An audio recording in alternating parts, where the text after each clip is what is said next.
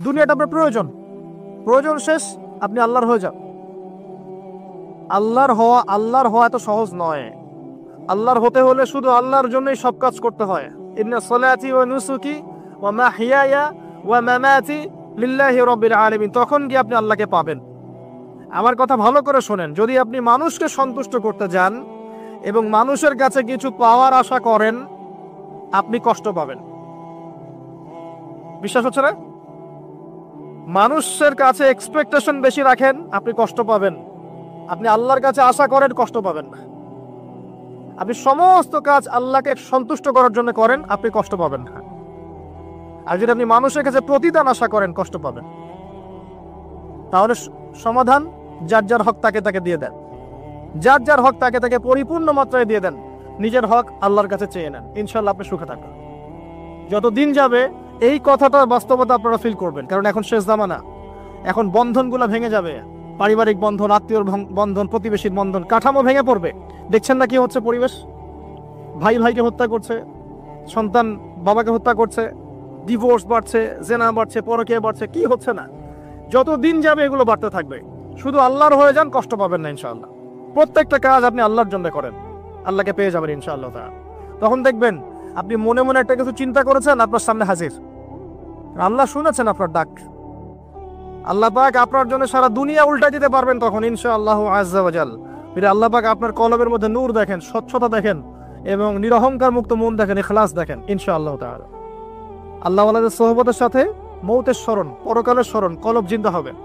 আর কয়েকটা কথা বলি, বেশি খেলে কলব মরে যাবে, বেশি খেলে কলব মরে যায়। এখন দেখা যায় যত বড় আশিক রাসূল তত বড় ভরি। নবী সাল্লাল্লাহু আলাইহি ওয়াসাল্লাম এমনটা শেখান নাই। এগুলো আযাব। আমি তো ফিজিক্যালি নবীর সুন্নাহ পালন করতে পারছি না, আমি মানুষকে সুন্নাহর দিকে ডাকবো কি? খাওয়াই তো ঠিক নাই, মানে যার খাওয়া ঠিক নাই মানে তার প্রবৃত্তির চাহিদা বেশি, পাশবিক চাহিদা বেশি, প্রবৃত্তির চাহিদা বেশি, কন্ট্রোল করতে পারে না। দেখবেন ফিটনেস ঠিক নাই। বেশি খেলে কলব মরে যাবে, বেশি ঘুমালে কলব মরে যাবে, বেশি কথা বললে কলব মরে যাবে, মানুষের সাথে বেশি বেশি মিলামেশা করলে কলব মরে যাবে। এমনকি বেশি থেকে বেশি যদি আপনি স্ত্রী সহবাস করেন, কলব মরে যাবে। সিরিয়াসলি বলছি, প্রবৃত্তিগত যে বিষয়গুলো আছে এগুলোকে কন্ট্রোল করতে পারলে কলব জিন্দা থাকে। এটা তো হালালের কথা বলো, হালাল। আর হারাম যেগুলো, কেউ যদি সুদ খায় তাহলে কলব জিন্দা থাকবে? ঘুষ খেলে কলব জিন্দা থাকে? দুর্নীতি করলে বা ব্যভিচার করলে, জেনা করলে কলব জিন্দা থাকবে? তখন তো ঈমানের সাথে কোনো সম্পর্কই নাই, ডিসকানেক্টেড। এই কাজগুলো করার চেষ্টা করে আল্লাহ পাক আমাদের সবাইকে তৌফিক ইনায়াত করুন, আমিন। এই অংশে গিয়ে আমি আসন্ন রমজান কেন্দ্রিক কিছু কথা আপনাদের সাথে শেয়ার করছি ইনশাআল্লাহ তাআলা। এই কথাগুলো আপনাদের কাজে দেবে ইনশাআল্লাহ। আমরা এখন শাবান মাসে বসে আছি, আমাদের সামনে রমাদান। আমরা সবাই এই হাদিসটা শুনেছি যে রমজান মাসে গুনাহ মাফ করাতে পারলো না সেই ব্যক্তির জন্য ধ্বংস। কিন্তু আমরা আসলে জানি না অনেকেই যে কিভাবে ইফেক্টিভলি রমজানকে কাজে লাগানো যায়। ইফেক্টিভলি রমজানকে কাজে লাগানোর জন্য কয়েকটা কাজ আমি আপনাদেরকে বলে দিচ্ছি। আমি দোয়া করছি আল্লাহ পাক প্রথমে আমাকে করার তৌফিক দান করুন, অতঃপর আপনাদের সবাইকে করার তৌফিক ইনায়াত করুন। কারণ আমি তাদের অন্তর্ভুক্ত হতে চাই না যাদের জিহ্বাকে আগুনের কেচি দিয়ে কেটে দেওয়া হবে। কাদের কেটে দেওয়া হবে? এক শ্রেণীর বক্তা যারা বলতো কিন্তু করতো না। আর এটা বিশ্বাস রাখেন, এই চেয়ারগুলোতে এখন যারা বসে সবাই কথা অনুযায়ী কাজ করে না, সবাই কথা অনুযায়ী কাজ করে না। আর বাহ্যিকভাবে যা দেখা যায় ভিতরে সবসময় এমন থাকে না। তো এখন জনগণ স্মার্ট, মানুষ আস্তে আস্তে বুঝতে পারে জিনিসগুলো। আর আল্লাহ রাব্বুল আলামিন যখন কাউকে কবুল করে নেবেন, আল্লাহ রাব্বুল আলামিন তার জন্য মানুষের মনে ভালোবাসা সৃষ্টি করবেন ইনশাআল্লাহ। আর আল্লাহ পাক যখন কাউকে অপদস্থ করতে চাবেন তখন কারো সাধ্য নাই তাকে ঠেকায়। আল্লাহ যদি কাউকে কবুল করেন, সারা দুনিয়ার মানুষ মিলেও তাকে বিতর্কিত করতে পারবে না। কথা কি বুঝতে পারছেন? ওসব কৌশল করে লাভ নাই, এসব কৌশল বাদ দেন। আল্লাহ যদি কাউকে কবুল করেন তাহলে সারা দুনিয়ার মানুষের ক্ষমতা নাই তার চুল পরিমাণ ক্ষতি করে। আর পরকালের জীবনের সফলতাই চূড়ান্ত। যদি আমি আপনি পুলসিরাত পার হতে না পারি, কেউ সফল নই। যেই হন আপনি, যদি আপনি আমি আর আমি যেই হই না কেন, আমরা যেই হই না কেন, যদি পরকালে পুলসিরাত পার হতে না পারি, কেউ সফল নই। আর এমন একজন ব্যক্তি যার নামও জানি না, মানুষটাকে চেনেও না, পরকালে আমার আগে চলে গেছে পুলসিরাত পার হয়, এই ব্যক্তি সফল। এটাই হচ্ছে পরকালের বাস্তবতা। দুনিয়ার জীবন তুচ্ছ, কিচ্ছু না। এখানে সফলতা ব্যর্থতা চূড়ান্ত মানদণ্ড হবে না, পরকাল হবে ইনশাআল্লাহ। তাই সবাই পরকালের বান্দা হওয়ার চেষ্টা করি, আল্লাহ পাক তৌফিক দান করুন। যার যার হক তাকে তাকে দিয়ে দেন। মধ্যমপন্থী থাকেন, চরমপন্থী হয়েন না, শৈথিলতাবাদী হয়েন না। চরমপন্থী হয়েন না যে ইসলামের নামে এমন কিছু করেন না যেটা সন্ত্রাস ছড়াবে, যেটা মানুষের ক্ষতি করবে, যেটা অমুসলিমদের ক্ষতি করবে, ইসলামের রেপুটেশন খারাপ করবে, এমন কিছু করতে যায় না। একই সাথে এত শৈথিলতাবাদীও হয় না যে খালি লা ইলাহা ইল্লাল্লাহ পড়েছে বাস জান্নাত, এখন আমি ঘুষ খাই, সুদ খাই, জিনা করি, ব্যভিচার করি, যা উচ্চ তাই করি, এমনটা করতে যায় না। মধ্যমপন্থী থাকেন, ফরজ ওয়াজিব সুন্নাত মুস্তাহাব আমল করেন, সাধ্যমতো জ্ঞান চর্চা করেন, আমল করেন, পারিবারিক আদর্শ ঠিক করার চেষ্টা করেন, হালাল খান, আল্লাহর কাছে ক্ষমা চান, আল্লাহ সাধ্য অনুযায়ী চেষ্টা করছি, বাকি যেটা পারছি না আল্লাহ মাফ করে দিও। কারণ এখন এই যুগে আমি স্যারেন্ডার করছি, এই যুগে 100% ইসলাম পালন করা সম্ভব না, ইল্লা মাশাআল্লাহ। আমরা এমন একটা সময় বাস করছি যখন 100% ইসলাম পালন করা মোটেই সম্ভব না, সো ভেরি ডিফিকাল্ট। ইল্লা মাশাআল্লাহ, ইল্লা মাশাআল্লাহ। কেউ বুকে হাত দিয়ে বলতে পারবে না এখন এই যুগে যে আমি 100% ইসলাম ফলো করি, পারবে? কার ক্ষমতা আছে বলুক দেখি। আমি ভাবছেন আমি দাড়ি টুপি রেখে পাগড়ি টাগড়ি রেখে একাকার করে ফেলেছি? আমি নিজেও সুদ খাচ্ছি ইনডাইরেক্টলি, সবাই সুদের সাথে সম্পৃক্ত আছে আমরা মোটামুটি, ঘুরিয়ে ফিরিয়ে হোক, দানে বামে হোক, অথবা খাই বা দেই বা সাক্ষী থাকি বা লিখে রাখি। এক্সাম্পল দিয়েছিলাম, মনে করেন আমি একটা ফ্ল্যাটে ভাড়া থাকি, আমার ভাড়ার টাকা থেকে ফ্ল্যাটের মালিক ব্যাংকের লোন শোধ করে, আমি পরোক্ষভাবে সুদের সাথে জড়িত। এটা সেই যুগ। তো এই যুগে ওইটা বলার অবকাশ নাই যে আমি একদম 100% পিওর এবং পরিশুদ্ধ পারফেক্ট, না, এটা কেউ বলতে পারবে না। আর আমরা যারা এখানে বসছি, আমরাও এমন কিছু হয়ে যায়নি যে আমরা একদম জাতির কাণ্ডারি হয়ে যাব। হ্যাঁ, আমরা এমন কিছু হয়ে যায়নি এখনো যে আমরা পুরো জাতির দায়িত্ব নিয়ে ফেলতে পারবো, জি না। অতএব আমাদের উচিত আত্মশুদ্ধি অর্জন করা এবং নিজেদের ভুলগুলো আগে রিকগনাইজ করা, আইডেন্টিফাই করা যে আমাদের কোন কোন জায়গায় ল্যাকিংস আছে, এরপর এটা সলিউশনে আসে। আমরা অনেক পিছিয়ে আছি, এখনো অনেক পিছিয়ে আছে। আল্লাহ পাক আমরা যদি দায়িত্ব পালন করি, ইনশাআল্লাহ আল্লাহ পাক আমাদেরকে শক্তিশালী করবেন। এটা আল্লাহ পাকের সুন্নাহ। ইন তানসুরুল্লাহ ইয়ানসুরুকুম, তোমরা আল্লাহর দ্বীনকে সাহায্য করো, আল্লাহ তোমাদেরকে সাহায্য করবেন। ওয়া ইউসাব্বিত আকদামাকুম, এবং তোমাদের পা আল্লাহ পাক সুদৃঢ় করবেন। যদি না করো, ওয়া ইন তাতাওয়াল্লাউ, তোমরা যদি মুখ ফিরিয়ে নাও, ইস্তাবদিল কওমান গায়রাকুম, আল্লাহ পাক অন্য কওমকে হেদায়েত দিয়ে এই জায়গায় নিয়ে আসবেন। আমাদের কোনো প্রয়োজন নেই আল্লাহ পাকে। আসেন রমজানে এই কয়েকটা কাজ বেশি বেশি করার চেষ্টা করেন। 1 নাম্বার, প্রথম কাজ, 5 ওয়াক্ত সালাত জামাতে পড়ার চেষ্টা করেন। পারা যাবে ইনশাআল্লাহ? খুব কঠিন কিছু বললাম ভাই? তার আগে একটা কাজ বলি, তারও আগে, সেহরি করতে উঠেছেন, এমন ভাবে খাবেন না যেটা এটা আপনার জীবনের শেষ খাওয়া। এমন ভাবে খাবেন না আল্লাহর রাস্তায়। এই জায়গায় আপনি খাওয়া নিয়ন্ত্রণ করতে না পারলে প্রবৃত্তিকে নিয়ন্ত্রণ করতে পারবেন না। এটা দরজা। প্রবৃত্তি নষ্ট হওয়ার দরজা হচ্ছে এই পেট, মুখ আর পেট।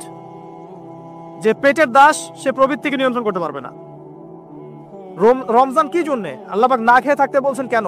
যাতে আপনি তাকওয়া অবলম্বন করতে পারেন, নফসটাকে কন্ট্রোল করতে পারেন। কথা কি বুঝতে পারছেন? পানি খাবো না কেন? পানি তো হালাল। নফসটা কন্ট্রোল করা, না আমি করব না, এটা আপনাকে প্রশিক্ষণ দেওয়া হচ্ছে। আত্মার নিয়ন্ত্রণের প্রশিক্ষণ দেওয়া হয় রমজান মাস। এটাই তার তাকওয়া। তাকওয়া মানে কি? এই যে একটা মরুভূমি মনে করেন, বা সমুদ্রের বিচ মনে করেন, কক্সবাজার সমুদ্রের বিচ, এখানে অনেকগুলো কাঁচের টুকরা রাখা আছে, কাঁচের টুকরা ফেলে দেওয়া আছে। আপনি হেঁটে হেঁটে যাচ্ছেন, পা ফেলছে, টিপে টিপে পা ফেলছেন, এখানে একটা, ওখানে একটা, ওখানে একটা। এটা তাকওয়া। এইভাবে চলার নাম তাকওয়া। এটা এক্সাম্পল। সেহরি এত বেশি খায়েন না যেটা মনে হয় আপনার জীবনের লাস্ট খাওয়া, এমনটা খায়েন না। এরপরে 5 ওয়াক্ত নামাজ চেষ্টা করেন জামাতে পড়ার জন্য। যদি জামাত মিস হয়ে যায়, নামাজ ছেড়ে দিবেন না, বাসায় পড়বেন। যদি দেখেন ঘুমিয়ে গেছেন, ঘুম থেকে উঠলে নামাজ পড়বেন। যদি দেখেন ভুলে গেছেন, যখনই মনে হবে তখনই পড়বেন, নামাজ ছাড়বেন না। পারা যাবে ইনশাআল্লাহ? যুব সমাজকে বলবো, যাই করো তোমরা যা কিছুই করো না করো, 5 ওয়াক্ত নামাজ ছেড়ো না। 5 ওয়াক্ত নামাজ তোমাদেরকে যে কোনো পাপ থেকে ফিরিয়ে নিয়ে আসবে ইনশাআল্লাহ। এই যুবকদের মাঝে অনেক যুবক আছে এখনো বসে, এই পৃথিবীতে, যাদের মধ্য থেকে আল্লাহ পাক দিনের বড় বড় খাদেম বের করবেন ইনশাআল্লাহ। কাদেরকে বের করবেন? যাদের অন্তরে আল্লাহ পাক স্বচ্ছতা দেখবেন, পবিত্রতা দেখবেন, এদেরকে বের করবেন। এমন অনেক মানুষ ছিল যারা মিউজিক করতো, ছেড়ে দিয়ে ইসলামের খেদমত করছে। এমন অনেক মানুষ ছিল যারা জেনা করেছে, পরে ফিরে এসে আল্লাহর দিনে দায়ী হয়েছে। এমন অনেক মানুষ আছে যারা বড় বড় কবিরা গুনাহ করেছে, পরে তওবা করে ফিরে এসে আল্লাহর দিনের খেদমত করছে, আছে না? এই মানুষগুলোকে আল্লাহ পাক হেদায়েত দিলেন কেন? উত্তর, তাদের কলবটা ছিল পরিচ্ছন্ন, সৎ অন্তর ছিল, আল্লাহর ভয় ছিল মনের মধ্যে। আল্লাহর ভয় থাকে, ফিরে আসবে ইনশাআল্লাহ। আমরা দোয়া করি আল্লাহ পাক তাদেরকে ফিরিয়ে দেখ, আমিন। শুধু তাই নয়, এখন ইসলামের যারা প্রকাশ্য শত্রু, তাদের মধ্য থেকেও আল্লাহ পাক ওমর এবং হামজা রাদিয়াল্লাহু আনহুর মতো মানুষ বের করতে পারেন। জানেন, ওমর রাদিয়াল্লাহু আনহু তরবারি নিয়ে বের হয়ে যাননি, তাকে আল্লাহ পাক দ্বিতীয় খলিফা বানাননি, তার মনটা ছিল পরিচ্ছন্ন, আল্লাহ পাক কবুল করেছেন। 5 ওয়াক্ত সালাত পড়ার চেষ্টা করেন জামায়াতের সাথে, আল্লাহ পাক তৌফিক দান করুন। একইভাবে ইফতার যখন করবেন তখন এমনভাবে খাবেন না এটা শেষ খাওয়া, গোগ্রাসে খাবেন না, 10টা 20টা 30টা আইটেম করার দরকার নাই। যতটুকু হলে আপনার ইবাদত করার শক্তি চলে আসে, এনাফ। আর বেশি বেশি হাইজেনিক খাবার খাবেন, বাইরের খাবার ভাজা পড়া বেশি খেতে যায় না, অসুস্থ হয়ে যাবেন। আমরা ইফতারে কিন্তু একদম বিরিয়ানি, পোলাও, কোরমা কত কি খাওয়া শুরু করি। সিম্পল খাবার খাওয়া শুরু করেন, সিম্পল খাবার খান, হোমমেড ফুড খান, বাইরের ম্যানুফ্যাকচার্ড ফুড খান না, আপনি সুস্থ থাকবেন ইনশাআল্লাহ। কারণ ইফতারের পরে আছে আপনার তারাবি, তার ইফতার অল্প হালকা করেন। রমজান মাসে টার্গেট করেন যে আমি কোরআন অন্তত একটা খতম দিব, পড়া যাবে? 30 দিন 30 পারা, 1 পারা করে পড়া যাবে? যারা কোরআন পড়া জানি না, এই যে 1 মাস সময় আছে, 1 মাসের মধ্যে শিখে ফেলবেন, প্রমিস করেন, পারবেন? হাত উঁচু করেন, কথা দেন যে রমজান মাস আসার আগেই কোরআন তেলাওয়াত শিখে নেব ইনশাআল্লাহ। বায়াত করালাম কিন্তু, আপনারা সবাই আমার মুরিদ, বসেন। হাদিয়াও দিবেন, যেহেতু মুরিদ হয়েছে এখন। হাদিয়া হচ্ছে দোয়া। কি দিবেন? দোয়া। রমজান মাসে 1 পারা করে প্রতিদিন, 30 দিন 30 পারা পড়া যাবে ইনশাআল্লাহ। যারা হাফেজে কোরআন আছি তারা কোরআনটাকে হেফজ চর্চা করবো এই মাসে, এবং তারাবির নামাজ পড়াবো। তারাবির নামাজে এমন মানুষকে ইমাম রাখবেন যার তেলাওয়াতটা প্রচন্ড বিশুদ্ধ এবং সুললিত, শুনলেই মন কেড়ে ফেলে, এমন মানুষকে তেলাওয়াত করতে দিবেন তারাবির নামাজে। দেখবেন নামাজে মনোযোগ বাড়তে থাকবে ইনশাআল্লাহ। এটাকে এনজয় করবেন, তারাবিকে এনজয় করবেন। ওই 3G 4G স্পিডে নামাজ পড়তে যায় না, রিল্যাক্সে নামাজ পড়বেন, রিল্যাক্সে। আর আমরা তো একটা ঝগড়ায় অভ্যস্ত, 8 রাকাত না 20 রাকাত। এই রমজানে আল্লাহর রাস্তায় ঝগড়া করতে যায় না, আপনি নামাজের কোয়ালিটি বাড়ায় দেন। যদি 8 রাকাতও পড়েন, নামাজটাকে লম্বা করে পড়েন, নবীর মতো, পারা যাবে? আচ্ছা, নবী সাল্লাল্লাহু আলাইহি ওয়াসাল্লামের 8 রাকাতের দলিল তো দেয়া হয়, কিন্তু নবী সাল্লাল্লাহু আলাইহি ওয়াসাল্লাম যত লম্বা সময় ধরে 8 রাকাত পড়েছেন, এটা কি আমরা পড়ি? তাহলে আমরা সময়টা কেন নিলাম না? 8 রাকাত পড়তে পড়তে পা ফুলে যেত, আর আমাদের 8 রাকাত আধা ঘন্টা 1 ঘন্টায় শেষ, তাহলে কি হলো? তো এই যে বিষয়গুলো, এগুলোতে যায় না, ইখতিলাফগুলোতে যায় না। আপনি নামাজের কোয়ালিটি বাড়িয়ে দেন, সুন্দর করে নামাজ পড়েন, পারা যাবে ইনশাআল্লাহ। আল্লাহ পাক তৌফিক দান করুন। যদি পসিবল হয় রমজান উমরা করতে পারেন, এতে আপনি আরো সুন্দর করে ইবাদত করার একটা পরিবেশ পাবেন। সবার পক্ষে হয়তো পসিবল হবে না, যাদের পক্ষে হবে আপনারা করার চেষ্টা করতে পারেন। আল্লাহ তৌফিক দান করুন। রমজান একটা কাজ করবেন, বেশি থেকে বেশি মানুষকে ইফতার খাওয়াবেন, পারা যাবে? প্রত্যেকদিন ইফতার মাহফিল করবেন, মসজিদে ইফতার দিবেন এবং রোজাদারদেরকে ইফতার করাবেন। সওয়াব হচ্ছে প্রত্যেকের নেকি আপনি পেয়ে যাবেন ইনশাআল্লাহ। মনে করেন আপনি 10 জন রোজাদারকে ইফতার করিয়েছেন, এই 10 জনের রোজার নেকি আপনি একা পেয়েছেন। এই 10 জনের রোজার নেকি আপনি একা পেয়েছেন, ফ্রি, আপনার নেকি তো আছেই। অতএব যারা সামাজিক সংগঠন আছে বা সমাজের দায়িত্বশীল আছে, তারা যদি এগিয়ে আসে, প্রত্যেক দিন বহু মানুষকে ইফতার করানো সম্ভব না? আবার দেখবেন ঈদের রাতে, যেটাকে আমরা চাঁদ রাত বলি না, কি বলি আপনারা, কি বলেন? ওই আর কি, তো চাঁদ রাত, ওই রাতে দেখবেন অনেক অসহায় দরিদ্র মিসকিন থাকে, যাদের সেমাই খাবার টাকা নাই, আছে না? ওই রাতে আপনার সাদাকাতুল ফিতরগুলো দিয়ে দিবেন, সুন্দর করে বন্টন করবেন, ওই দরিদ্র মানুষের কাছে পৌঁছে দেবেন বাড়িতে বাড়িতে, পারা যাবে ইনশাআল্লাহ। এগুলোতে আপনি এনজয় করবেন রমজানকে। আত্মকেন্দ্রিক ভাবে থাকলে এনজয় করতে পারবেন না। আরেকটা কথা আছে, রমজান মাসে যাকাত দিয়ে দিবেন, যার যাকাত যেটা আছে। যাকাত দিবেন না, জাহান্নাম অবধারিত। যে সালাত পরে যাকাত দেয় না কাফের, সালাত পড়ে কিন্তু যাকাত দেয় না, এটা কুফরি। আবু বকর সিদ্দিক রাদিয়াল্লাহু তাআলা আনহু যাকাত অস্বীকারীদের এগেইনস্টে যুদ্ধ করেছিলেন। যাকাতটা কিন্তু নফল কিছু নয়, ফরজ। নিসাব পরিমাণ সম্পদ হয়েছে, যাকাত দিতেই হবে। আর আমি অনেকদিন বলেছি, ইসলামিক ইকোনমিক্সের বেইজই হচ্ছে যাকাত। ইসলামিক ইকোনমিক্সের ভিত্তি হচ্ছে যাকাত এবং ব্যবসা। ধনীর সম্পদে গরিবের হক। বাংলাদেশে এমনও মানুষ আছে যার একজনের যাকাত দিয়ে 100 পরিবার চলা সম্ভব। এমনও মানুষ আছে, যদি সমস্ত যাকাতগুলোকে সুন্দরভাবে কালেক্ট করা যেত এবং উপরের লেভেল থেকে ডিস্ট্রিবিউট করা যেত, দেখেন বড় বড় মেগা প্রজেক্ট করতে পারতাম আমরা। কে বোঝাবে কাকে? কে বোঝাবে কাকে? কথা বললেই তো সমস্যা। যাকাত গরিবের হক। ধনীদের সম্পদ থেকে যাকাত নিয়ে আপনি একটা পাহাড় করতে পারতেন সম্পদের। এগুলোকে সুন্দর করে ডিস্ট্রিবিউট করতে পারলে, যেখানে কোনো দুর্নীতি নাই, দেখতেন বড় বড় মেগা প্রজেক্ট হচ্ছে। আমরা তো ব্যক্তিগতভাবেই যাকাত দেই না, অনেকেই দেই না, নামাজ পড়ি যাকাত দেই না। নিসাব কি তাই বুঝি না। যাকাত কিন্তু ফসলেরও আছে, ফসলের ওষুধ আছে না, চাষিরা ওষুধ দেয় না। রমজান মাসে সাদাকাতুল ফিতর আছে, এটাও দেয় না অনেকে। এগুলো ঠিক না। যাকাত বাধ্যতামূলক। যাকাত দিলে সমাজে একটা সাম্য তৈরি হবে, গরিব না খেয়ে মরবে না। যাকাত কেন্দ্রিক ইকোনমিক্স ছিল বলেই সাহাবায়ে কেরাম রাদিয়াল্লাহু আনহুমের যুগে একজন মানুষ খুঁজে পাওয়া যেত না যাকে সাহায্য করা লাগবে, সবাই স্বাবলম্বী হয়ে যেত, আলহামদুলিল্লাহ। অতএব রমজান মাসে যাকাত দিয়ে দেন আল্লাহর ওয়াস্তে, অন্যথায় কি হবে এটা বলে দেই।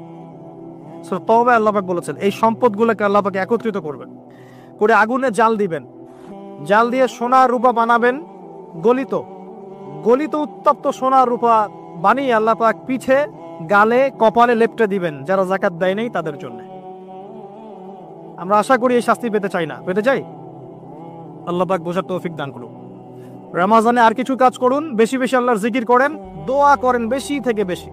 হিসনুল মুসলিম বইটা কিনেন, এখানে অনেক দোয়া দেয়া আছে, এগুলো মুখস্থ করেন, আল্লাহর কাছে দোয়া করেন, দেখবেন ইনশাআল্লাহ তাআলা আপনার দোয়া কবুল হয়ে গেছে। আর রমজানে বেশি বেশি বাজারে যাবেন না। মাসের বাজার প্রয়োজনে এখনই করে রাখেন, রমজানে বাসা থেকে বের হওয়ার দরকার নেই বেশি বেশি। বাজারে গেলে বাজারের দোয়াটা পরে চলে আসবেন। নিত্য প্রয়োজনে কিছু সবজি টবজি কিনতে হয়, এগুলো কিনবেন, এটা হয়তো কিনতে হয়, কিন্তু মেইন বাজারগুলো কিনে রাখেন আগে থেকেই। আর এই সব এক শ্রেণীর মানুষ যারা আছে রমজানে নিত্য প্রয়োজনীয় দ্রব্যের দাম বাড়িয়ে দেয়, এদের উপর লানত অভিশাপ আল্লাহর। যারা ইচ্ছাকৃতভাবে মার্কেটে পণ্যের দাম বাড়িয়ে দেয় রমজান মাসে এবং রাষ্ট্রকে বিব্রত করে, জনগণকে বিব্রত করে, এদের উপর আল্লাহর অভিশাপ বর্ষিত হবে ইনশাআল্লাহ। এই কালোবাজারি যারা জোট চুরি করে, সিন্ডিকেট তৈরি করে, এই মানুষগুলোর উপর নবীর অভিশাপ থাকবে, আল্লাহর অভিশাপ থাকবে, দেখে নিন। এই সময় মানুষকে আরো বেশি বেশি খাওয়াবেন, দাম আরো কমিয়ে দিবেন। উল্টা এই সময় দাম বাড়িয়ে মানুষকে ভোগান্তির মধ্যে ফেলানো হয়। আর মানুষ সামান্য তেলের জন্য, চিনির জন্য, বুটের জন্য দৌড়াচ্ছে ট্রাকের পিছনে। সরকারের পক্ষে সব কাজ একা করা সম্ভব? আমরাই তো সিন্ডিকেট করছি, এখানে তাদের কি দোষ? অতএব ব্যবসায়ীদেরকে সতর্ক করব, ব্যবসা এ মাসে করতে যায় না, পরকালের ব্যবসা করেন, ইহকালের ব্যবসা করতে যায় না। রমজান মাসে পণ্যের দাম ফিক্স করে কমিয়ে দেন, বাজার নিয়ন্ত্রণ হবে। তাহলে না হলে তো আপনার জনগণকে কষ্ট দিচ্ছেন, গভর্নমেন্টকে কষ্ট দিচ্ছেন, সবাইকে কষ্ট দিচ্ছেন। এই ফল কে ভোগ করবে? এর ফল জনগণকে ভোগ করতে হয়। আল্লাহ পাক এই শ্রেণীর মানুষের তাকদির হেদায়েত থাকে, হেদায়েত দেখ, না হলে এদের ব্যবসা আল্লাহ পাক বরকত তুলে নেক, আমরা বদদোয়া করে দেই। আরো বিষয় আছে, এগুলো যা কি সমস্যা আপনারা বুঝবেন না। ইসলামিক ইকোনমিক্স যদি পড়াশোনা করেন বুঝবেন, এগুলো এত বড় লেভেলের সমস্যা যার ফলে হিমশিম খেতে হয় মানুষের জীবনযাত্রার মানকে একটা নিয়ন্ত্রণে নিয়ে আসতে। এই কৃত্রিম সংকট যারা তৈরি করে, এদের প্রতি আল্লাহর অভিশাপ বর্ষিত হবে। এটা মুসলিমরা করছে কেন? মুসলিমদের এমনটা করার শোভা পায় না। হোটেল কেন খোলা রাখছেন? হোটেলের মধ্যে রমজান মাসে পর্দা দিয়ে দিয়েছেন, বেরোজাদার আসবে, খাবে, সুবহানাল্লাহ। কি আশ্চর্য! যেখানে পর্দা করা লাগে সেখানে বেহুদ্দার মতো ঘুরে বেড়ায়, যেখানে পর্দা লাগে না সেখানে পর্দা দিয়ে রাখে, সুবহানাল্লাহ। দেখবেন কাপড়ের ব্যবসায়ীদের দোকানে দোকানে এই যে মেয়েদের মূর্তির মধ্যে কাপড়, তাই না? এতে কি ব্যবসায় বরকত হবে? রমজান মাসে সব মূর্তিগুলো ভেঙে ফেলে দেন। ওই মূর্তির এভাবে যদি কাপড় পরিয়ে এরকম দল না রাখা হয়, আপনার ব্যবসায় বরকত হবে না, পণ্য বিক্রি হবে না। উসমান রাদিয়াল্লাহু আনহু ব্যবসা করেন নাই? আব্দুর রহমান বিন আউফ ব্যবসা করেন নাই? শোরুমগুলোতে যাবেন শহরে, দেখবেন মেয়েদের নগ্ন মূর্তি দিয়ে ভর্তি, কাপড় পরিয়ে রেখে দিয়েছে। এতে মেয়েদের সম্মান বাড়ছে নাকি দেখাচ্ছেন কার বডি সাইজ কেমন? কি চাচ্ছেন এটা দিয়া? এগুলো সব বের করে ফেলবেন দোকান থেকে। রমজান মাসে এগুলো রাখবেন না। রমজান মাসে যেন কারো গাড়িতে এবং বাড়িতে কোনো জায়গায় গান না বাজে, অশ্লীল কোনো গান যেন না বাজে। কোরআন তেলাওয়াত বাজবে, প্রয়োজনে অ্যারাবিক নাশিদ বাজবে, ইসলামিক নাশিদ বাজবে।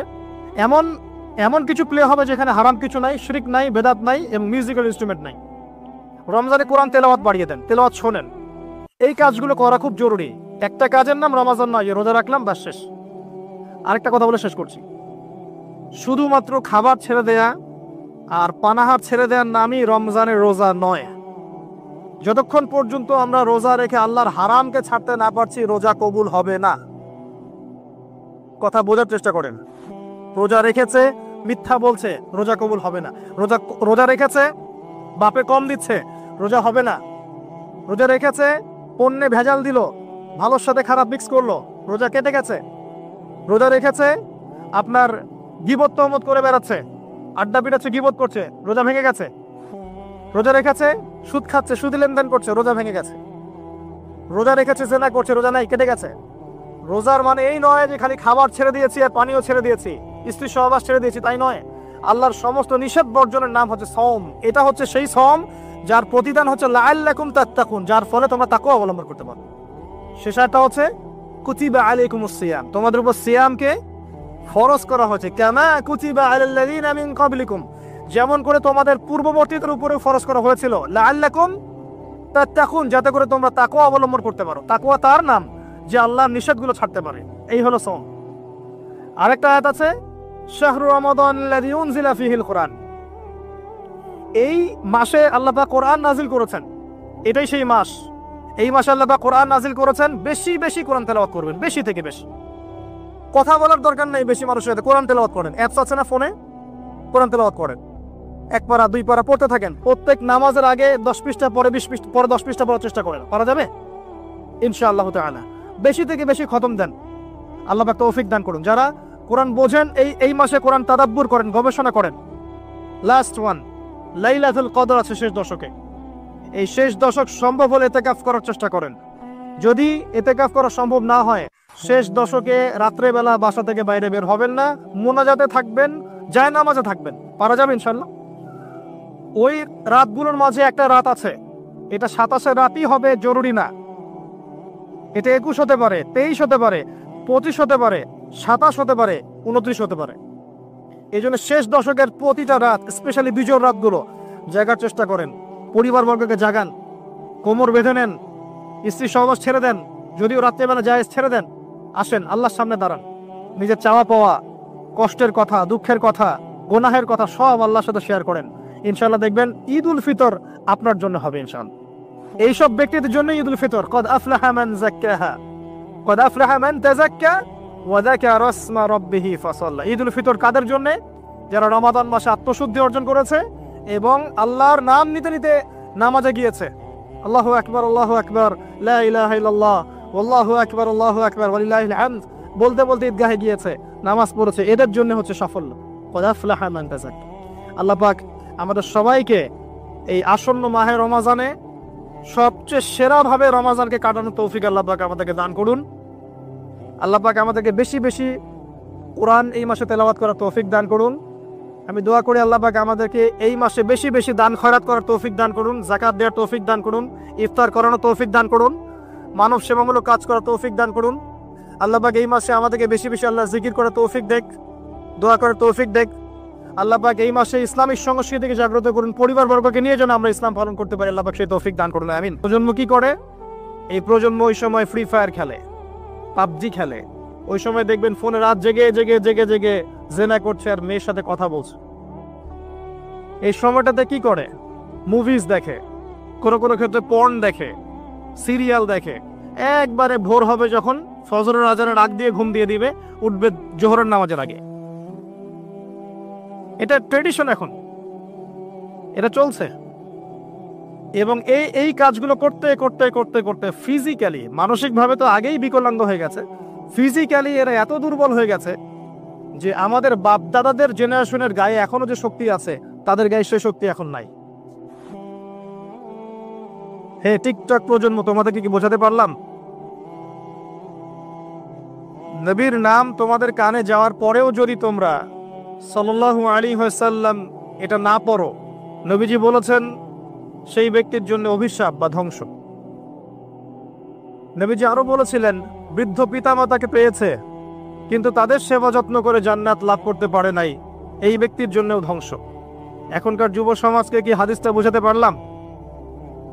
বৃদ্ধ পিতামাতা আছে, তাদের সেবা যত্ন করে জান্নাত কিনতে পারছে না, এই ব্যক্তির জন্য ধ্বংস। ইমানের পিলার কয়টা? 6টা না নাকি 7টা? 5টা। সুবহানাল্লাহ।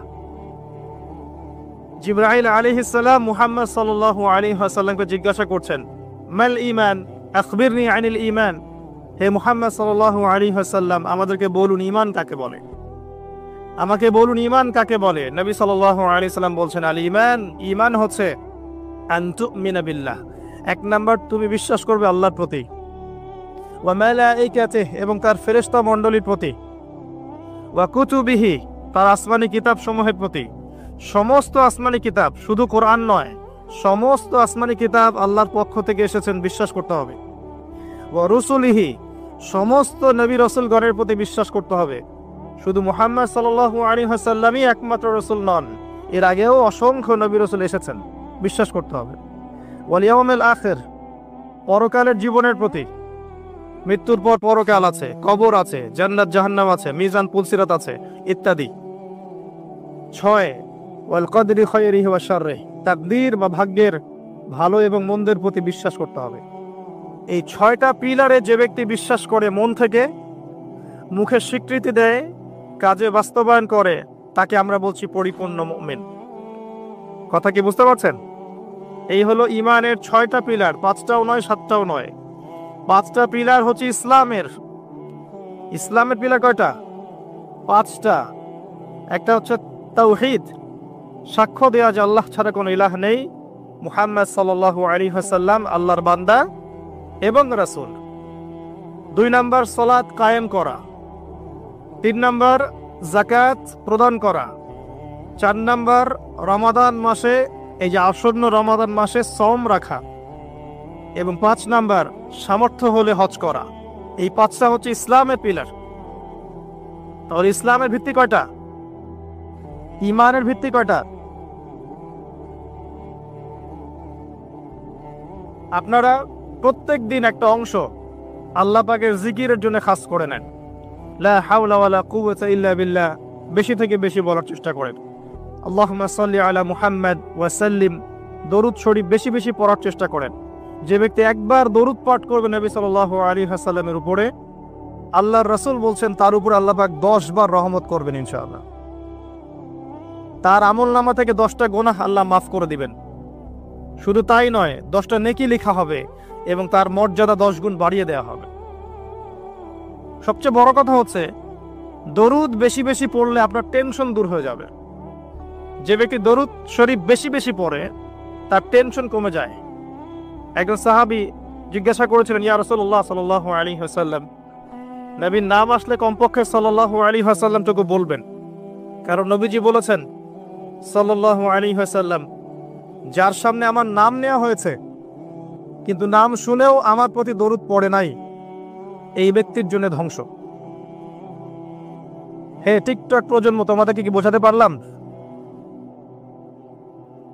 নবীর নাম তোমাদের কানে যাওয়ার পরেও যদি তোমরা সাল্লাল্লাহু আলাইহি ওয়াসাল্লাম এটা না পড়ো, নবীজি বলেছেন সেই ব্যক্তির জন্য অভিশাপ বা ধ্বংস। নবীজি আরো বলেছিলেন, বৃদ্ধ পিতামাতাকে পেয়েছে কিন্তু তাদের সেবা যত্ন করে জান্নাত লাভ করতে পারে নাই, এই ব্যক্তির জন্যও ধ্বংস। এখনকার যুব সমাজকে কি হাদিসটা বোঝাতে পারলাম? বৃদ্ধ পিতামাতা আছে, তাদের সেবা যত্ন করে জান্নাত কিনতে পারছে না, এই ব্যক্তির জন্য ধ্বংস। আরেকটাই নবী সাল্লাল্লাহু আলাইহি ওয়াসাল্লাম বলেছেন, যে ব্যক্তি রমজান মাসকে পেয়েছে কিন্তু রমজান মাসে ইবাদত করে নিজের গুনাহ মাফ করাতে পারেনি, এই ব্যক্তির জন্য ধ্বংস। তাহলে এই 3 শ্রেণীর ব্যক্তির জন্য ধ্বংস। একজন সাহাবী বলছেন, ইয়া রাসূলুল্লাহ সাল্লাল্লাহু আলাইহি ওয়াসাল্লাম, আমি দোয়ার মধ্যে কতটুকু দরুদ পড়ব? কারণ দোয়া কবুলের অন্যতম শর্ত হচ্ছে দোয়ার মধ্যে দরুদ থাকতে হবে। আমরা তো দোয়া করি আর বলি কবুল হচ্ছে না কেন, তাই না? আমাদের অবজেকশন না এটা? দোয়া করেই যাচ্ছি, কবুল হচ্ছে না কেন? দোয়া কবুলের সিস্টেম তো আপনি জানেন না। আল্লাহ পাক বলছেন, বান্দা যখন আমার কথা জিজ্ঞাসা করে, ওয়াইদা সাআলাকা ইবাদি আন্নী ফাইন্নী করিব, বান্দা যখন আমার কথা জিজ্ঞাসা করে, বান্দাকে বলে দাও হে নবী যে আমি বান্দার খুবই কাছে আছি। উজিবু দাওয়াতাদ দাঈ, বান্দা যখন আমাকে ডাকে আমি তার ডাকে সাড়া দেই। আল্লাহ বলছেন এই কথা। এবং আল্লাহ পাক তার রাসূলের মাধ্যমে জানিয়েছেন অন্য হাদিসে, রাতের শেষ অংশে, ধরে নেন যে 1টা থেকে 4টা বা 2টা থেকে 5টা, আল্লাহ ভালো জানেন, রাতের শেষ অংশে রাতকে 3টা ভাগে ভাগ করেন। এখন চলছে রাতের 2য় ভাগ, নাকি? রাত শুরু হয় কখন থেকে? পশ্চিমাদের মতো রাত 12টা থেকে। সূর্য ডুবলেই রাত শুরু হয়। পশ্চিমারা শিখিয়েছে রাত 12টা 1 মিনিটে দিন রাত শুরু হয়, তাই না? আর আল্লাহ পাক শিখিয়েছেন সূর্য উঠলেই দিন, সূর্য ডুবলেই রাত। রাতকে 3 ভাগ করে ফেলেন। শেষ অংশে আল্লাহ রাব্বুল আলামিন প্রথম আকাশে নেমে আসেন। আল্লাহ পাক কিভাবে নেমে আসেন এটা প্রশ্ন করার দরকার নাই, এটা আমাদের বুঝে আসবে না। সবকিছু আমাদের বুঝে আসতে হবে জরুরি না। জরুরি? আমরা মনে করি যে সব কিছুর ব্যাখ্যা মনে হয় আমরা দিতে পারবো। আসলে কি পারবো? বিজ্ঞানকে জিজ্ঞাসা করেন, যে বিজ্ঞানের দাপটে এখন টেকা যাচ্ছে না। কোনো কিছুকে বিজ্ঞান দিয়ে প্রমাণ করা গেলে মানুষ বিশ্বাস করে, অন্যথায় বিশ্বাস করতে চায় না। নামাজের কথা বললেও বলে যে এর বৈজ্ঞানিক উপকারিতা কি সেটা বলেন। আপনাকে বৈজ্ঞানিক উপকারিতা খুঁজতে হবে কি জন্য? ইয ক্বালা লাহু রাব্বুহু আসলিম ক্বালা আসলামতু লিরাব্বিল আলামিন। আল্লাহ পাক যখন বলেছেন আত্মসমর্পণ করো, ব্যাস আত্মসমর্পণ করবেন, সিম্পল। এখানে যুক্তি, বিজ্ঞান, দর্শন খোঁজার তো কোনো দরকার নাই। কেউ যদি বলে এই কনসেপ্টটা মৌলবাদী কনসেপ্ট, আপনি বলবেন যে আমি মৌলবাদী হিসেবে গর্বিত। আল্লাহ পাক বলেছেন ইয ক্বালা লাহু রাব্বুহু আসলিম ক্বালা আসলামতু লিরাব্বিল আলামিন। ইব্রাহিমকে তার রব বলেছেন আত্মসমর্পণ করো। যখনই বলেছেন তখনই তিনি আত্মসমর্পণ করেছেন। এর নাম ইসলাম। সবকিছুকে এই 3টা বিষয় দিয়ে প্রমাণ করা নাও যেতে পারে। বিজ্ঞানকে শুধু জিজ্ঞাসা করেন না যে can you give us the definition of soul, রূহ। বিজ্ঞান, তুমি কি আমাদেরকে আত্মার সংজ্ঞা দিতে পারবে? পারবে? আত্মা কাকে বলে, কত প্রকার, কি কি, আত্মা কঠিন নাকি তরল না বায়বীয়, পারবে? পারা যাবে? তাহলে কি আত্মার অস্তিত্ব নাই? একজন মানুষ জীবিত, একজন মৃত, কি পার্থক্য এর মধ্যে? একজন জীবিত, একজন মৃত, কি পার্থক্য? কি নাই তার মধ্যে? ইহুদিরা জিজ্ঞাসা করেছিল নবী সাল্লাল্লাহু আলাইহি ওয়াসাল্লামকে, ওই যে 3টা প্রশ্ন করেছিল না, আসহাবুল কাহফের কি হয়েছিল, যুলকারনাইন বাদশার কি হয়েছিল, এবং রূহ কাকে বলে। তারাও এর সংজ্ঞা খুঁজেছে। আর ইহুদিদের কাছে সবচেয়ে বেশি আসমানি কিতাব এসেছে, বনু ইসরাইল। আল্লাহ পাক উত্তরে কি বলেছেন? সূরা বনী ইসরাইলের 81 নম্বর আয়াতটা পড়ে দেখেন। ইয়াসআলুনাকা আনির রূহ, তোমাকে তারা আত্মা সম্পর্কে জিজ্ঞাসা করছে। কুলির রূহু মিন আমরি রাব্বি, বলে দাও রূহ হচ্ছে তোমার রবের আদেশ মাত্র। আল্লাহর আদেশে মায়ের গর্ভে এসেছে, আল্লাহর আদেশে দেহ থেকে বের হয়ে চলে যাবে। কোনো ব্যাখ্যার দরকার আছে? মানুষ মারা গেলে, হুট করে মারা গেলে বলে হার্ট অ্যাটাক করে মারা গেছে, কারণের দরকার আছে? আল্লাহর হুকুম হয়েছে মরে গেছে, সিম্পল। এই রূহটা কোথায় ছিল? এই রূহটা ছিল রূহের জগতে, আলমে আরওয়াহ একটা জগৎ আছে। এই জগৎ কত গ্যালাক্সি দূরে, এটা নিয়ে আমাদের গবেষণা করার দরকার নাই। এটা নিয়ে তারা গবেষণা করতে পারে যাদের আল্লাহ বিশ্বাস নাই, তারা খুঁজে খুঁজে বের করুক। কিন্তু এই জগৎ আছে, আলমে আরওয়াহ, রূহের জগৎ বলে একটা জগৎ আছে। আলামে বারজাখ একটা জগৎ আছে, যেখানে মৃত মানুষের আত্মাদেরকে রাখা হয়েছে এবং এখানে শাস্তি দেওয়া হচ্ছে, অথবা সেখানে আপনার এই পুরস্কার দেওয়া হচ্ছে। এই 2টা পার্ট, একটা ইল্লিন, একটা সিজ্জিন। পুণ্যবানদের আত্মা চলে যায় ইল্লিনে, আর বৎকারদের আত্মা চলে যায় সিজ্জিনে। সিজ্জিন নবী সাল্লাল্লাহু আলাইহি ওয়াসাল্লামকে দেখানো হয়েছে, জাহান্নামকে দেখানো হয়েছে। মেরাজের রাতে তিনি দেখে এসেছেন সুদখোরদেরকে রক্তের নদীতে ফেলে মাথা ফাটিয়ে দেওয়া হচ্ছে। তিনি দেখে এসেছেন এক শ্রেণীর মেয়েকে বুকের মধ্যে হুক লাগিয়ে লটকায় রেখে শাস্তি দেওয়া হচ্ছে, ব্যভিচারিণী, জেনাকার। দেখানো হয়েছে এক শ্রেণীর মানুষ পচা গোশত খাচ্ছে, ভালো গোশত খাচ্ছে না। এরা ছিল পরকীয়াকারী। স্ত্রী ছিল, বাইরের মেয়ের সাথে জেনা করত। স্বামী ছিল, বাইরের ছেলের সাথে জেনা করত। নবীকে দেখানো হয়েছে যে এক শ্রেণীর মানুষ আগুন খাচ্ছে, পেটের ভিতর দিয়ে ঢুকছে, পায়খানার রাস্তা দিয়ে বের হয়ে যাচ্ছে।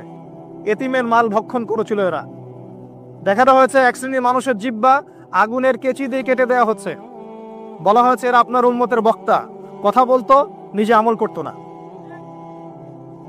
দেখানো হয়েছে যে এক শ্রেণীর মানুষ হামাগুড়ি দিচ্ছে, হাতে তামার নখ, এই নখ দিয়ে গাল হ্যাচড়াচ্ছে, গায়ের চামড়া গোশত তুলে ফেলছে, সেটা খাওয়ার চেষ্টা করছে।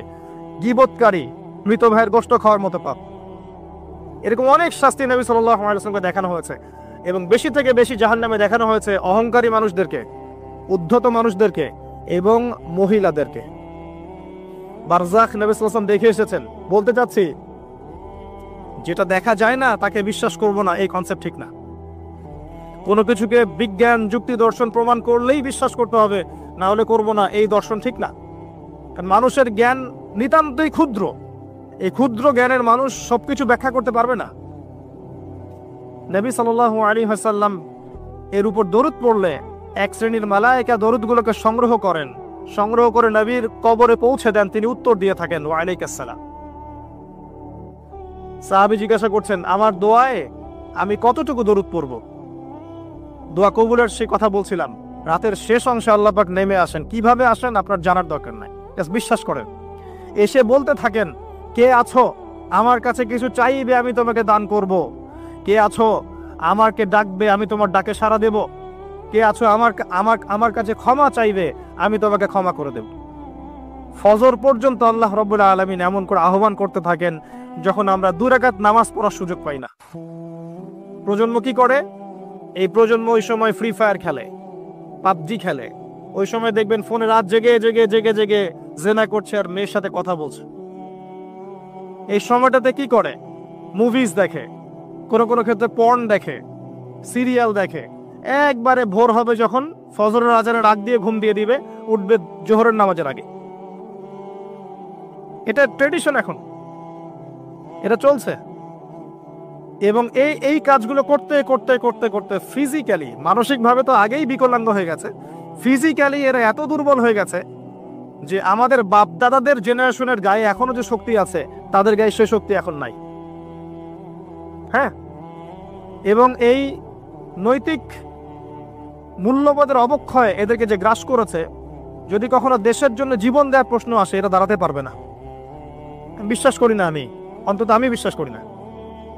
যাদের সারাটা দিন ফিকির হচ্ছে মেয়ে, গার্লফ্রেন্ড, মাদক, আপনার ইয়াবা সেবন করা, সিগারেট খাওয়া, গাঁজা খাওয়া, অ্যালকোহল সেবন করা, জুয়া খেলা, ক্যাসিনোতে যাওয়া, মেয়েদেরকে নিয়ে ডেট করা, রাত্রেবেলা পর্নোগ্রাফি দেখা, মাস্টারবেশন করা, নিজের উপর জুলুম করা। পর্ন দেখতে দেখতে নিজের ভিতর থেকে একটা পশু হয়ে গেছে, ভিতর থেকে পশু। ছোট ছোট মেয়েদেরকে পেলে ধরে ধর্ষণ করে ফেলবে। বিগত 8 দিনে 42 জন শিশুকে এদেশে ধর্ষণ করা হয়েছে। এদেশে আপনি রিপোর্ট দেখেন, খবর দেখেন না? তারাও তো হিমশিম খাচ্ছে পরিস্থিতি সামলাতে। এই যে কিশোর অপরাধ যে বেড়েছে, এই যে কিশোর গ্যাং তৈরি করছে, এরা কত বছর বয়স ওদের? 15 থেকে 20। এবং এমন ভাবে ক্রাইম করে আপনার মাথা খারাপ হয়ে যাবে, চিন্তাই করতে পারবেন না এত সুপরিকল্পিতভাবে ক্রাইম করেছে। গতকালই আমি দেখেছি যে পতিতালয় গিয়েছে 2 বন্ধু, এক বন্ধু জেনা করেছে, আরেক বন্ধু ভিডিও করেছে। আরেক বন্ধুকে ব্ল্যাকমেল করছে ওই ভিডিও দিয়ে। যাকে ব্ল্যাকমেল করা হচ্ছে এ সেই বন্ধুকে জবাই করে চলে গেছে। খুব চমৎকার সমাজ না আমাদের এখন? যখন আমরা বলি যে এই যুব সমাজকে কোরআন শেখান, রাসূলের সুন্নাত শেখান, আল্লাহর রাস্তায় সময় দেওয়ার মানসিকতা তৈরি করেন, বাধ্যতামূলক কোরআন শেখান, নামাজি বানান, ইসলামিক বই পুস্তক পড়ান, আলেম ওলামাদের সামনে নিয়ে আসেন, ওদের সাথে বসান, কথাবার্তা শোনান, তখন আপনি বলে দেন তারা জঙ্গি হয়ে যাবে, সন্ত্রাসী হয়ে যাবে? তারা কোরআনের কাছে আসলে সন্ত্রাসী হয়ে যাবে? এখন তারা কি আছে? এই কিশোর গ্যাংয়ের ছেলেরা কি? সবকিছু বাহ্যিক চোখ দিয়ে দেখতে হবে এমন নয়, অভ্যন্তরীণ চোখটাকে কাজে লাগান। আল্লাহর বিধান কোরআন এবং সুন্নাহর মধ্যেই শান্তি কামিয়াবি আছে। আল্লাহ পাক প্রথম আকাশে নেমে এসে আহ্বান করেন, কে আছো চাইবে আমি দিব, কে আছে ক্ষমা চাবে আমি ক্ষমা করে দেব, কে আছো আমাকে ডাকবে আমি তোমার ডাকে সাড়া দিব। আমাদের আল্লাহ বলতে থাকেন। দোয়া কবুলের সময়গুলো শুনে নেন। রাতের শেষ অংশে দোয়া কবুল হয়। বৃষ্টি পড়ছে, বৃষ্টি, দোয়া করলে দোয়া কবুল হয়। আজান হচ্ছে, আজান, আজানের উত্তর দেন, উত্তর দেওয়ার পরে আজানের দোয়া পড়েন, তারপরে রাসূলের প্রতি দরুদ পড়েন সাল্লাল্লাহু আলাইহি ওয়াসাল্লাম, হাত উঠিয়ে দোয়া করেন, দোয়া কবুল হয়ে যাবে ইনশাআল্লাহ। আজান হয়েছে, ইকামত হবে, আজান ইকামতের মাঝখানে একটা সময় আছে না, এই সময় দোয়া করেন, দোয়া কবুল হয়ে যাবে ইনশাআল্লাহ। সুন্দর করে ওযু করেন, ওযু করে হাতটা তুলে দোয়া করেন, দোয়া কবুল হয়ে যাবে ইনশাআল্লাহ। 2 রাকাত নামাজ পড়েন, 2 রাকাত নামাজে মনোযোগ ঠিক রাখার চেষ্টা করেন, নামাজ শেষে হাত তুলে দোয়া করেন, দোয়া কবুল হয়ে যাবে ইনশাআল্লাহ। আপনি কোনো ভালো কাজ করেছেন, গোপনে দান করেছেন বা কোনো দান সাদাকা করেছেন, ভালো কাজ করেছেন, কেউ দেখে নাই, আল্লাহ দেখেছেন, এই কাজ থেকে ওসিলা করে দোয়া করেন, দোয়া কবুল হয়ে যাবে ইনশাআল্লাহ। পারা যাবে? আরেকটা বড় অস্ত্র বলে দিচ্ছি, নামাজের সেজদায় যখন আপনার মাথা আপনার সবচেয়ে উঁচু জায়গাটা সবচেয়ে নিচু জায়গায় লাগিয়েছেন, আল্লাহর সামনে নত করেছেন, এই সেজদায় তাসবিহ পাঠ করেন সুবহানা রাব্বিয়াল আ'লা, অথবা সুবহানাকা আল্লাহুম্মা রাব্বানা ওয়া বিহামদিকা আল্লাহুম্মা ইগফিরলি, অথবা সুবহুন কুদ্দুসুন রব্বুল মালাইকাতি ওয়ার রূহ পাঠ করেন, করার পর দোয়া করেন। সেজদায় যে দোয়াই করবেন ইনশাআল্লাহ কবুল হয়ে যাবে। সেজদায় যে দোয়াই করবেন ইনশাআল্লাহ কবুল হয়ে যাবে, বলেন সুবহানাল্লাহ। নবী সাল্লাল্লাহু আলাইহি ওয়াসাল্লাম বলেছেন, বান্দা সেজদায় আল্লাহর যতটা কাছে থাকে অন্য কোনো সময় এত কাছে যেতে পারবে না। আর আমরা কি করে, টুক করে সেজদা দিয়ে টুক করে উঠে যাই, একটা দোয়া করার সুযোগ পাই না, চান্সও দেই না। সেজদায় দোয়া কবুল হয়, প্রত্যেকটা সেজদায় একটা করে দোয়া করেন না, একটা করে দোয়া করেন। আরবিতে দোয়া করতে বলে সবচেয়ে ভালো, যেগুলো কোরআন এবং সুন্নাহ থেকে সাব্যস্ত। যদি নফল নামাজ পড়েন, আপনার আরবি জানা নাই মোটেই, বাংলাতেই বলেন, আল্লাহ আমি অসুস্থ, আমাকে শেফা দাও, আল্লাহ আমার ছেলেটাকে হেদায়েত দাও, আল্লাহ আমার রিজিক প্রশস্ত করে দাও, আল্লাহ আমাকে হালাল রিজিকের ব্যবস্থা করে দাও, আল্লাহ আমাকে মাফ করে দাও, বলা যায় না? দোয়া কবুল অন্যতম সময় রমজান মাস যেটা সামনে আসছে, রোজা রাখা অবস্থায় আপনি দোয়া করলে দোয়া কবুল হয়ে যাবে ইনশাআল্লাহ। এবং যখন মানুষ আপনার আমল দেখছে না, আপনি গোপনে আমল করছেন, সৎ আমল, যে কাজগুলো মানুষ দেখছে না, আপনি জানেন, আল্লাহ জানেন, ওই কাজগুলোকে দোহাই করে আল্লাহর কাছে দোয়া করেন, কবুল হয়ে যাবে ইনশাআল্লাহ। আরো আছে, অসুস্থ হয়েছেন, দোয়া করেন, দোয়া কবুল হতে পারে। অসুস্থ রোগী দেখতে গিয়েছেন, রোগীকে বলেন আমার জন্য দোয়া কর, দোয়া কবুল হবে ইনশাআল্লাহ।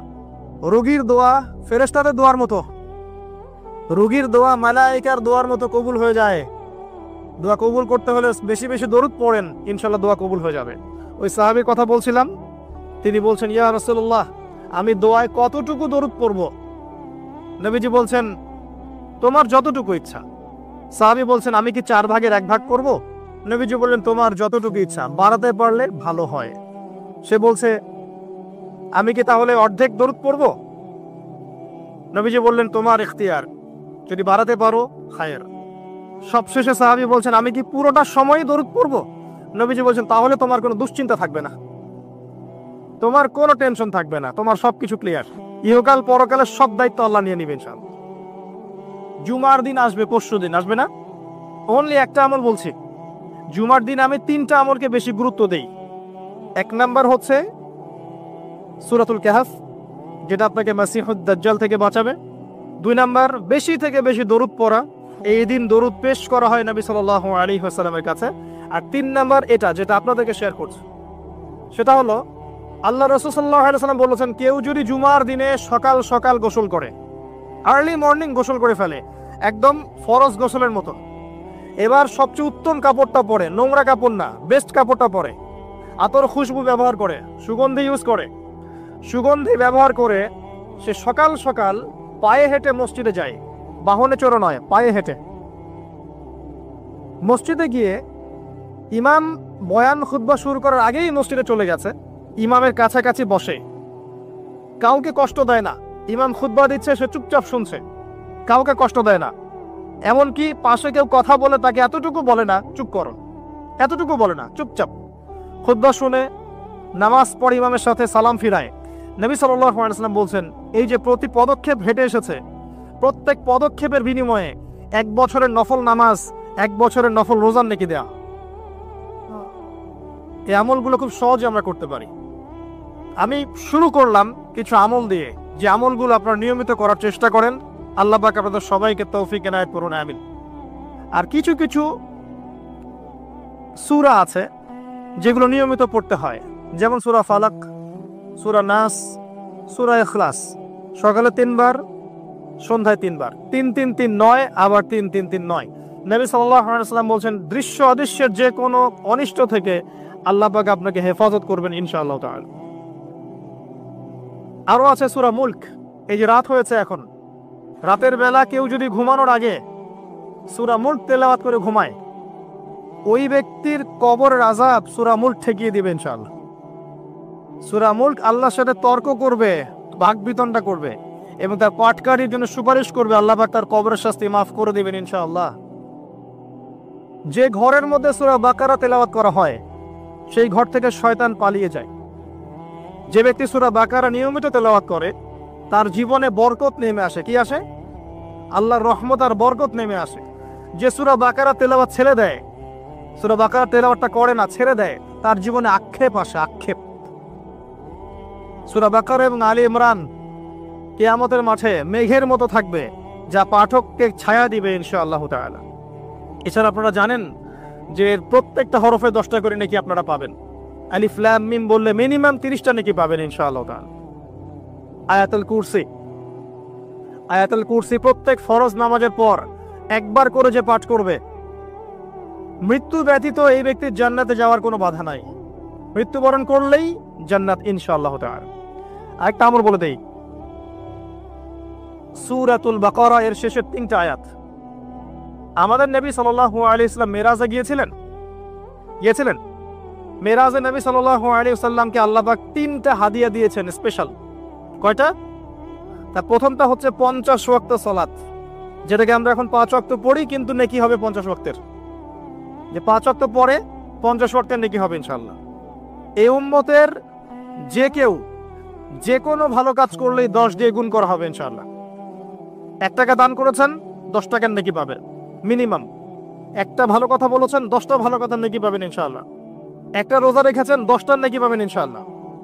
এই উম্মতের জন্য খাস, একটা ভালো কাজ করলে 10 গুণ বাড়িয়ে দেওয়া হয়, কিন্তু একটা খারাপ কাজ করলে 10 গুণ বাড়ানো হবে না, একটাই থাকবে ইনশাআল্লাহ। প্রথম হাদিয়া 50 ওয়াক্ত নামাজ। দ্বিতীয় হাদিয়া হচ্ছে, এই উম্মতের কেউ যদি শিরক না করে মারা যায়, listen to me very carefully, এই উম্মতের যে কোনো ব্যক্তি শিরকের পাপ না করে মারা যায়, আল্লাহ পাক তার বড় বড় গুনাহগুলোকে মাফ করে দিবেন ইনশাআল্লাহ আযজা ওয়া জাল। আর কি চান? আল্লাহ পাক বলছেন হাদিসে কুদসির মধ্যে, হে আদম সন্তান, তুমি যদি আমার সামনে আসমান জমিন সমান পাপ নিয়ে হাজির হও, আসমান জমিন সমান গুনাহ নিয়ে হাজির হও, কিন্তু আমার সাথে কাউকে শরীক করো নাই, শিরকের পাপ নাই, তাহলে আমি আল্লাহ তোমার সামনে আসমান জমিন সমান ক্ষমা নিয়ে হাজির হব। বলেন সুবহানাল্লাহ। তারপরেও একটা কথা বলতে চাই, তারপরেও আল্লাহ পাক এত বড় নিশ্চয়তা দেওয়ার পরেও উম্মতে মুহাম্মাদের মধ্যে 73 দল হবে, যার 72 দল জাহান্নামে যাবে। আমি কি বুঝাতে পারছি?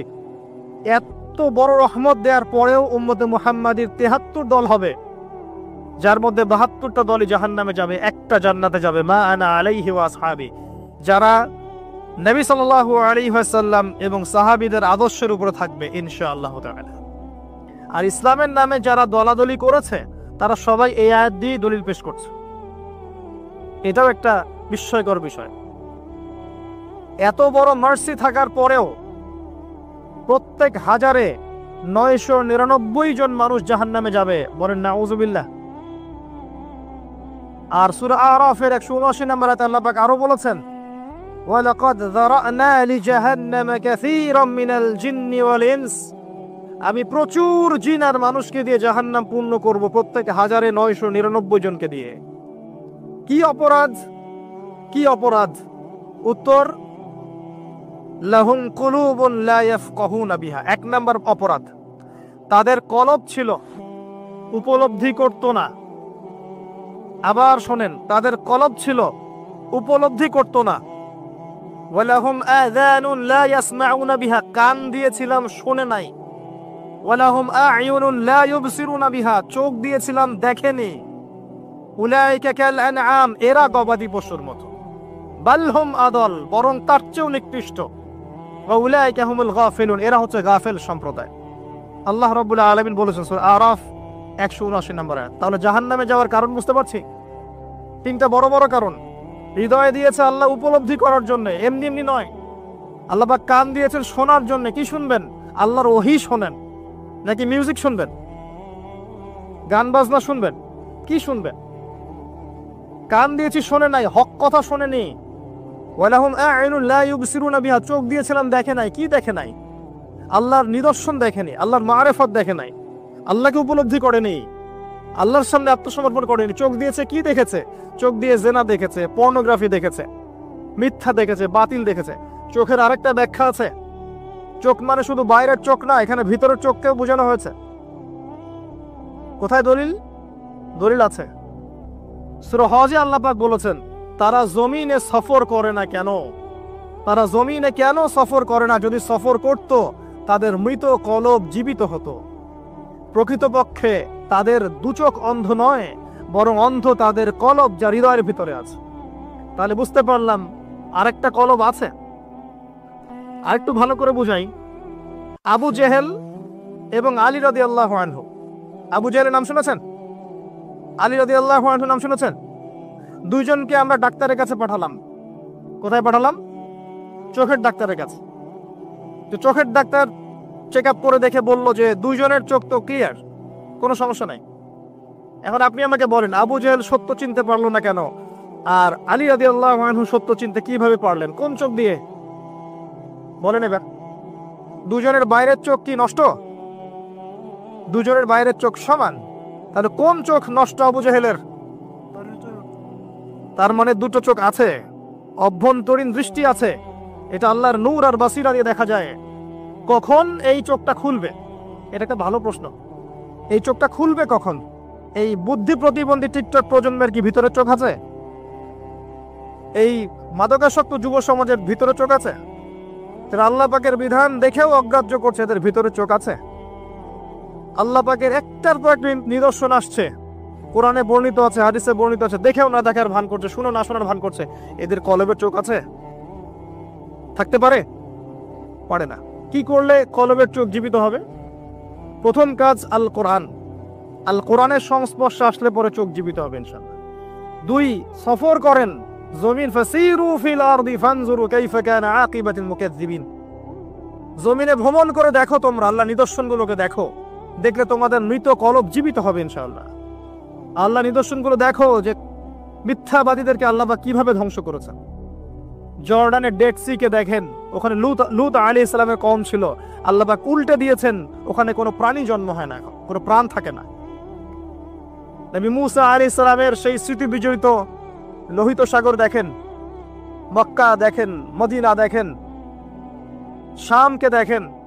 আল্লাহ পাক যত জায়গায় নিদর্শন রেখেছেন, সমুদ্র দেখেন, আপনাদের পাহাড় দেখেন। আফালা ইয়ানজুরুনা ইলাল ইবিলি কাইফা খুলিকাত ওয়া ইলাস সামাই কাইফা রুফিআত ওয়া ইলাল জিবাল কাইফা নুসিবাত ওয়া ইলাল আরদি কাইফা সুতিহাত। নিদর্শনগুলোকে দেখেন, প্রকৃতিকে দেখেন, মহাকাশকে নিয়ে চিন্তা করেন। সূরা মুলকে আছে না, আকাশের দিকে দৃষ্টি দাও, তোমাদের চোখ ব্যর্থ হয়ে ফিরে আসবে, তোমরা রহস্য ভেদ করতে পারবে না। সূরা ওয়াকিয়ার মধ্যে আল্লাহ বলেছেন, ফালা উকসিমু বিমাওয়াকিইন নুজুম, তোমাদের জন্য আমি কসম করছি নক্ষত্রের অবস্থানের, নক্ষত্রগুলোর, গ্রহ নক্ষত্রের অবস্থান স্থিতির শপথ করছি। ওয়া ইন্নাহু লাকাসামুল লাউ তা'লামুন আযীম, আর এটা একটা বিশাল কসম যদি তোমরা জানতে। একটা জাররা পরিমাণ যদি অবস্থানে পার্থক্য ঘটে যায়, মহাবিশ্ব ধ্বংস হয়ে যাবে। আল্লাহ পাক এগুলো দেখতে বলেছেন, তারপরে কলব জীবিত হবে ইনশাআল্লাহ। কোরআন, সফর, আল্লাহ নিদর্শনগুলোকে দেখা, আল্লাহর আনুগত্য করা, কলব জীবিত হবে ইনশাআল্লাহ। রাসূল সাল্লাল্লাহু আলাইহি ওয়াসাল্লামের সুন্নাহর উপর থাকলে কলব জীবিত হবে ইনশাআল্লাহ। কোরআন নিয়ে গবেষণা করলে পরে কলব জীবিত হবে। যাদের কলব জীবিত, এমন আধ্যাত্মিক আল্লাহর নূর প্রাপ্ত মানুষের সাথে থাকলে কলব জীবিত হয়। এবং যার প্রমাণ আপনাদের এখানে আছে, এখানে যদিও তাদের মানে সমাধিকে কেন্দ্র করে, কবরকে কেন্দ্র করে কত আজে বাজে কাজ করা হচ্ছে আল্লাহ ভালো জানেন।